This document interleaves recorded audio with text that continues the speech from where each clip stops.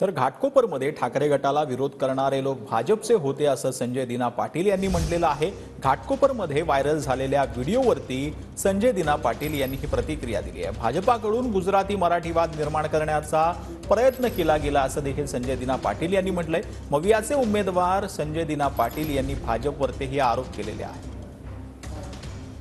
नेमका काय प्रकार घडलेला आहे, काय सांगाल, यानंतर तुमची भूमिका काय? नाही नाही, आमचे कार्यकर्ते सर्व ठिकाणी जातात, तसंच त्या सोसायटीमध्ये गेले होते पत्रका वाटायला, लोकांना भेटण्याकरता।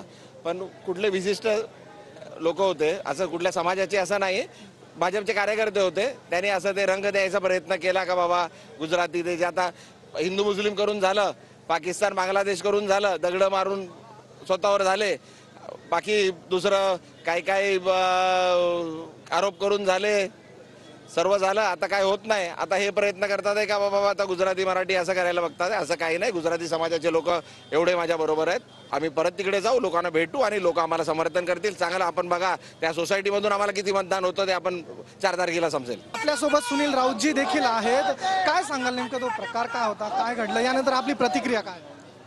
बघा, संजय पाटील जिंकणार हे अख्ख्या काळ्या दगडावरची रेग आहे आणि म्हणूनच हे मीर कोटेचा हा खोटा गेम करतायत।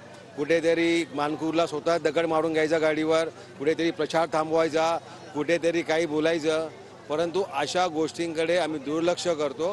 कारण आमचं लक्ष पण एकच आहे की आम्हाला लोकसभेला जायचं आहे, पार्लमेंटमध्ये जायचं आहे आणि त्या गोष्टी लक्षात घेऊन आम्ही प्रकारे काम करतोय। आमचा विजय नक्की आहे। कॅमेरा पर्सन अथर्वसह मी ऋतिक गणकवार, TV9 मराठी, मुंबई।